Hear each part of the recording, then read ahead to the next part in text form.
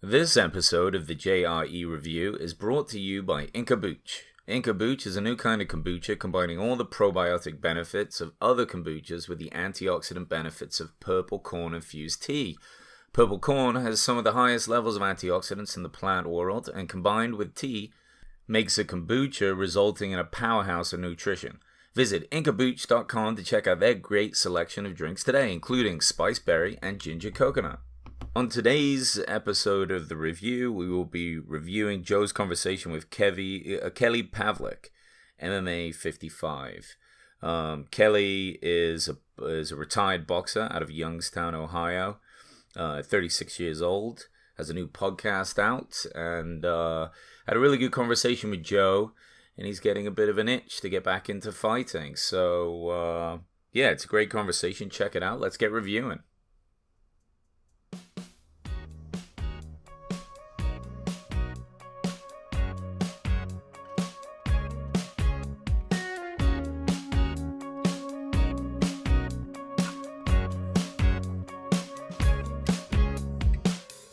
So Kelly is a bit of a legend in the Youngstown area. Youngstown is quite a small place, but I used to live in Cleveland, and I know people that know a lot of the celebrities and sports guys out there, and especially in Youngstown, Kelly is very well known, and a really good guy too, and an excellent boxer when he was boxing, world class. He hasn't fought now for about 6 years, so took a good amount of time off. Whether he comes back, who knows? But, in this conversation with Joe, he goes over a lot of the concerns that boxers have, getting hit really bad, coming back. He's got to think about his family. There's a lot of money in boxing, but there's also a lot of danger. And, later in these guys' careers, they are finding that they're really struggling with CTE and other damage to their brains, which makes sense. It's something they need to think about, and they should. They've got the rest of their lives to live, and all the money in the world's not going to replace your inability to hold a decent conversation, remember where your keys are. If you can't really even remember your life, it in some ways it doesn't even matter what you did in it. So that's some of the major concerns. He opens up a lot of the conversation with the idea of the 10 seconds that you get as a boxer after a knockdown, and in a way how important that is. It's an odd one because I'm more of an MMA fan, and in MMA there's nothing like that. You get knocked down, someone can just fly in behind you and finish the job. Whereas in boxing, they give you a bit of a break. You take a hard hit, but then you get 10 seconds to recoup and you're up again.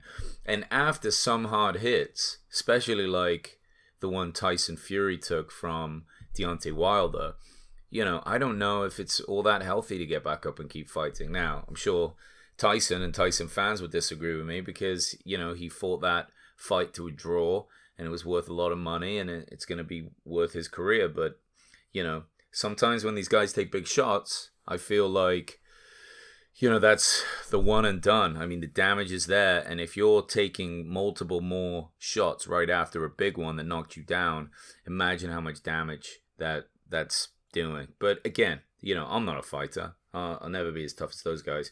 What do you guys think?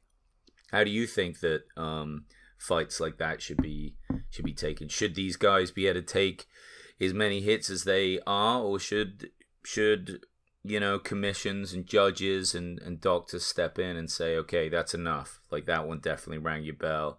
I mean, we can't go too soft with these sports. It won't even be fun to watch, but we also want to take care of these guys. I think it's only fair. Once again, like many of the fighting podcasts, you just can't get away from it. They talk about the judges again. Judges being terrible. They're terrible in boxing. They're even worse in MMA. Something needs to be done, and what's the solution?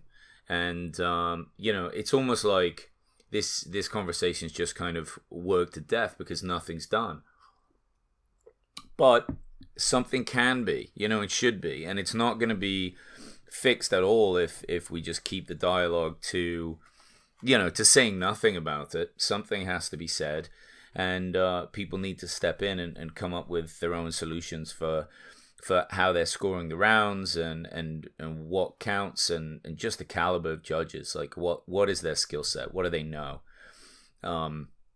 It's just really bad. I mean, it drives me crazy in MMA when some of the calls come in and I'm like, you've got to be kidding me. That doesn't make any sense. But, and I certainly couldn't judge a fight, but I'd at least try and learn what all the moves are. I mean, that's the least you could do. Talking about boxing style, they get into the style of different types of boxers, which I really find quite interesting, especially when they're from different weight classes.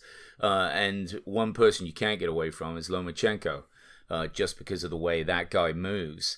And what's cool about him is his father took him out of boxing for a year, and he went and did some sort of like dancing. I can't remember what it was, like ballroom or like cha-cha or something, but that's how he can just spin and move like that. And he moves so well that, it's almost what Kelly was saying is almost impossible to break down his fight footage. You almost can't do it because he's so different every time. You just never know which way he's going to move. And, it's those awkward fighters and the ones that move in very new and kind of special ways. It makes for some great fights. And watching Lomachenko is always pretty amazing. Like I said earlier, Kelly has started a podcast. So check that out if you're a boxing fan. I'm sure it's going to be very interesting. And how he's been kind of pushing for that is through social media, getting people on board and throwing it up on YouTube and other places.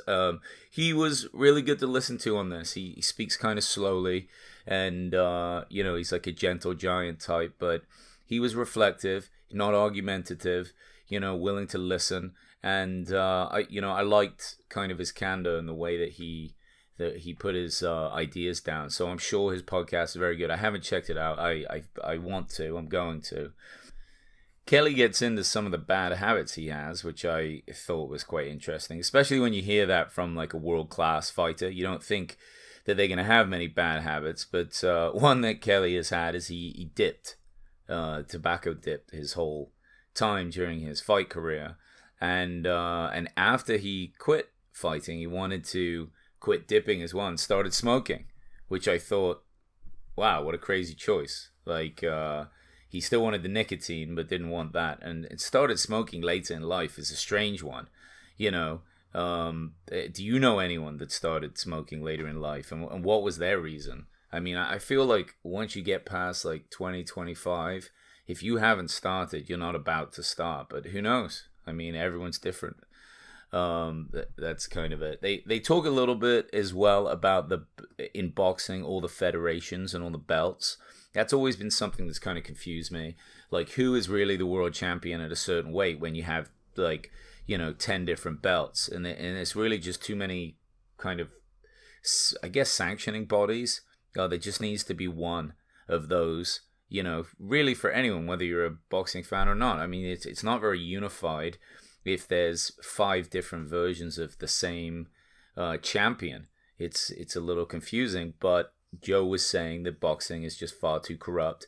There's too much money in it. All these different organizations make a lot of money, and they've decided that this is the way that they wanted to do things. So it's gonna be a long road before they're able to kind of separate that out and get just individual leagues. It's almost a shame they don't have like a UFC of boxing. And who knows, maybe the UFC, when it gets big enough, will just create a side company that's just basically the UFC of boxing, and that becomes like really the main place where the top boxers kind of come up and do their thing. I don't see why that couldn't happen. It'd be the same format, and I think it would be just as interesting. It might be a great way to really revive boxing across all weight classes. Though, boxing is kind of in a bit of a revival, at least in the heavyweights. You've got Fury, you've got Wilder, and of course you've got Anthony Joshua out of London as well. So, you've got some powerhouses in the heavyweight division. Great to watch, exciting fights coming up. And, maybe something like the UFC could step in, create their own organization, and kind of do something pretty amazing out of it. Who knows? It's hard to say. They kind of finished up with diet ideas. Now, bear in mind, Kelly is been powerlifting while he's not been boxing, so he's got quite a bit bigger and he's very strong. Now, powerlifters generally do need to eat a lot of carbs to create massive amounts of strength, and not require much endurance at all. Huge amounts of food generally, and also carbohydrates are necessary for that. So he did kind of give his concerns on the keto diet and or intermittent fasting, which are really both kind of fat loss and endurance building diets in a sense. So you still can build some power and size with them, but he showed his concern for that. Joe defended those nicely in the way that he does with the knowledge that he has. But again, it's Kelly is a powerlifter, and if people are working for strength, like a good buddy of mine is a very strong guy. He's a personal trainer and a power lifter. He's not into the keto stuff. He says he needs the carbs and get it down. But it's still cool to hear how these world-class guys are learning about nutrition and dividing up their energy. But that's it for now. It was a great conversation. If you're a fight fan, a boxing fan, definitely check out that conversation with Joe. And thank you guys so much for downloading. Appreciate it.